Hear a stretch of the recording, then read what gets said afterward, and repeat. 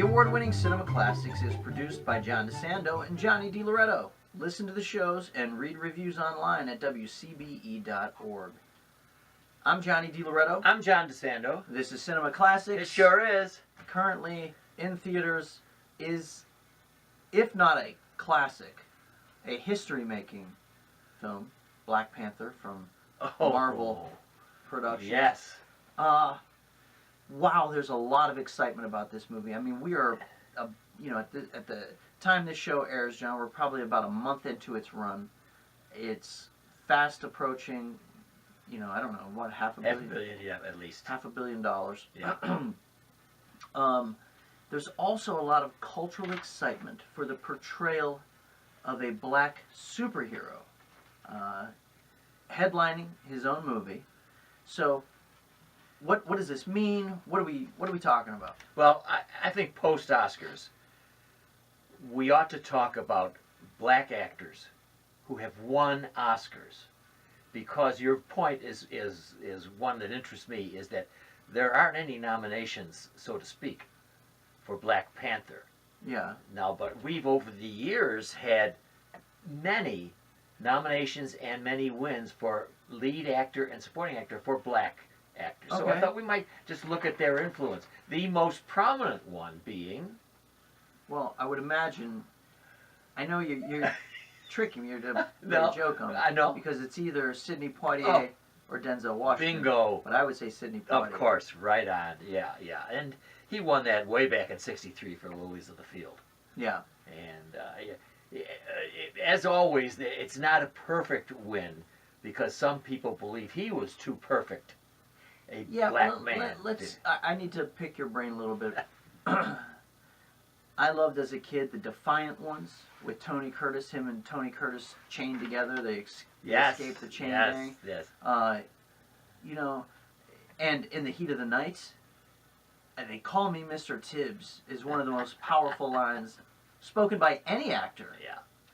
So I just wonder, we now look back and we say, and this is a word that I'm sure it crops up in academia all the time, problematic, right? We now look back and we say Sidney Poitier's seeming perfection was problematic, or is problematic now. I don't see it. I don't see that in the vast configuration of the landscape of these films. So he couldn't have seemed too perfect back then, right? Didn't he? What was the feeling about that? The feeling was that he was too patrician-like, too white-like to be. Even back then? Oh, back then for sure, because this was groundbreaking to have a black man win an Oscar. So the quick and easy, simplistic, stupid response is that, well, of course, because, he's not really a black man. And almost like calling Halle Berry. She's just not. See, it's interesting to me, because I would have found that it should have been, for me, when I think back on all this excitement, or when I look currently at all the excitement for Black Panther and Chadwick Boseman heading up this picture, I gotta think, man, wasn't it as thrilling and as exciting for Sidney Poitier to command the screen like he did? I don't know. Now, because I wasn't alive. No. But your inclinations are right to ask, and I can only go back in my mind as to what people were thinking at that time. It was acceptable at that time. Now remember, many of us still had black maids, for goodness sakes. So we still had I never had a maid of any right any kind. Reconstruction attitudes were hardly liberated for blacks. So that this was and so it was a way of bridging it in the mind of a bigoted white people, that this is how it happened. However, you mentioned, now, first of all, let's say that for these Oscars this year, there were 4 nominees. Yeah. All right. But let's look at Denzel Washington. Okay. Who I think has won 2 Oscars. I think so, yeah. Training Day. Mm-hmm. Glory. And Glory, right. So, what about that? What about... Well, I think, this is like, if Poitier was Brando, then, and De Niro was Brando's successor, then Denzel seems to be Poitier's successor. Yes, he does. In terms of the leading man who can play so many different parts, he can cut across genre, He also seems to have taken a little, Denzel's capable of doing things like Training Day, where he's slightly more villainous, Yes. or a more Yeah. morally ambiguous character. Yeah. Street rough. Does a good job. It's questionable whether he deserved the Oscar for that role. Yeah, did you see that movie? I did. And There was nothing distinctive about really, it at all. it looked really interesting. Oh, it did, but and it's by the same director who did Nightcrawler, so I was pretty excited about the prospect of it. But No. Just my impression is it was another one of these awards. They wanted to give it to Denzel, and Denzel got it, but it wasn't his finest role. But anyway, what else? All right, somebody moving on. Another lead actor winner Oscar, Jamie Foxx. Yeah. For Ray. 2004. You got it. Yeah. Now, Also, really appealing screen actor. Yes. Capable of playing darker, sort of more equivocal roles, but truly heroic in Django. Yes. I mean, that is a really, and I guess some of the power, what I'm gathering, some of the power of Black Panther, is because it's such an anti-colonial character. It's not about slavery. It's not about oppression. Great. It's a character who has existed outside of the colonial eye and is now entering the world, and so forcefully. Yeah. Now, what about Halle Berry's 2001 Monsters Ball? Yeah, I didn't see it. Again, another impression that people wanted to give it to her. It wasn't that great a role, but she got it. But the final one of the lead actors, I don't want to get into that because I don't know what I'm talking about. But I do know what I'm talking about when one of my favorite actors of all time, who happens to be black, Forrest Whitaker. Oh yeah, Forrest Whitaker's so great. So 2006, The Last King of Scotland. Yeah, which he plays Idi Amin. Idi Amin. Oh, Wow. And he's good. My favorite Forrest Whitaker role, though, Ghost Dog. He was excellent. Man, what a great Jim Jarmusch movie. Yes, but we're being a little heavy on the male men here. I know. Well, Halle Berry's the only one. What about Viola Davis? I know that in the lead actor role, Halle Berry is the only one to win it. Okay. Okay, but you are right. No, going way back to 1939. Didn't Hattie McDaniel she sure did. win Best Supporting Actress? She sure did. And she's fabulous in that movie. She is. I know, again, it's problematic. Gone with the Wind is a problematic film. But Hattie McDaniel gives a beautiful performance and powerful, commanding. Yes.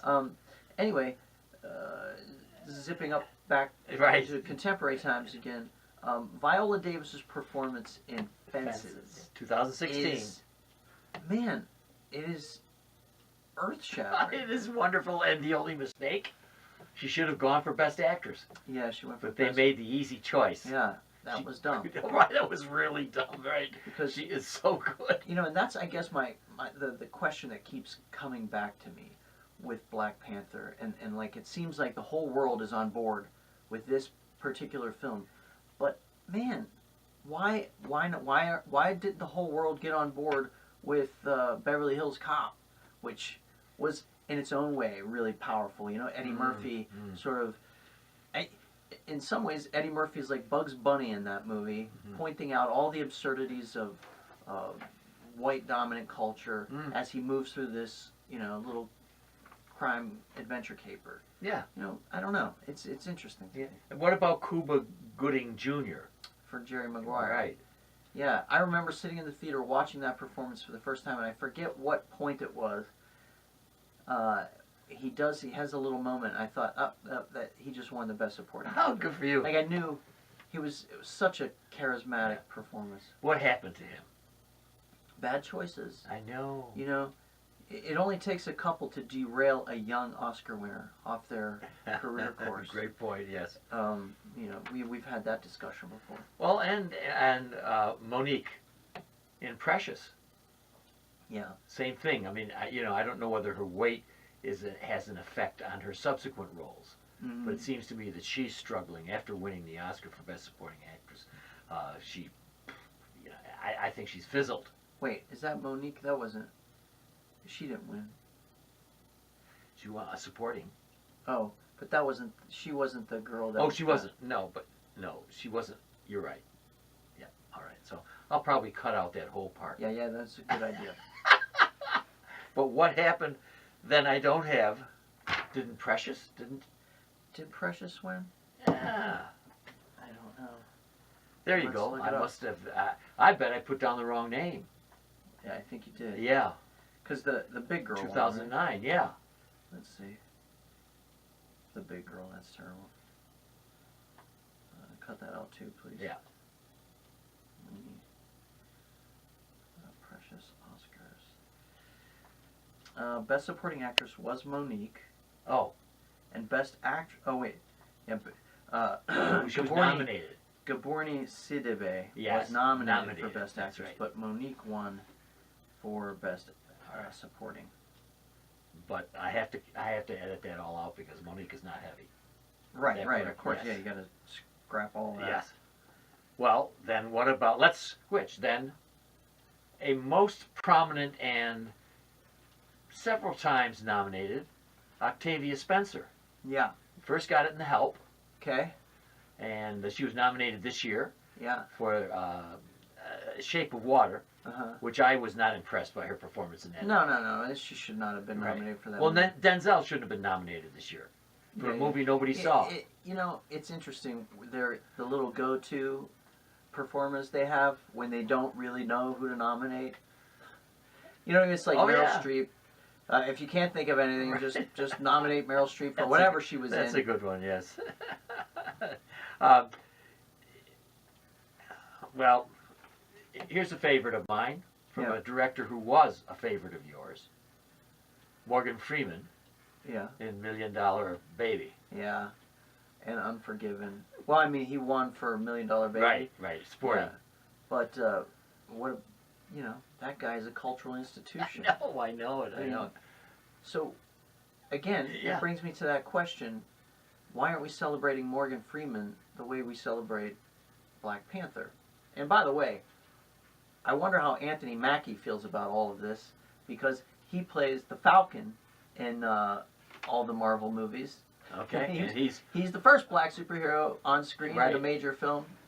You but know, he doesn't have his own major no, film. he doesn't have his own major film. Right. But I mean, no one's even talking about him paving the way for Black Panther. Well. That's a little presumptuous, but you see how problematic it is. I don't know. It's all problematic, John. You know, Doesn't that bring you back to your old university days? The Yeah. word problematic. It does, and it all makes me want to get out of this show. Yeah, it's I mean, there's so much history here. I guess the point is, boy, so many great actors and films have paved the way for Black Panther to conquer the world.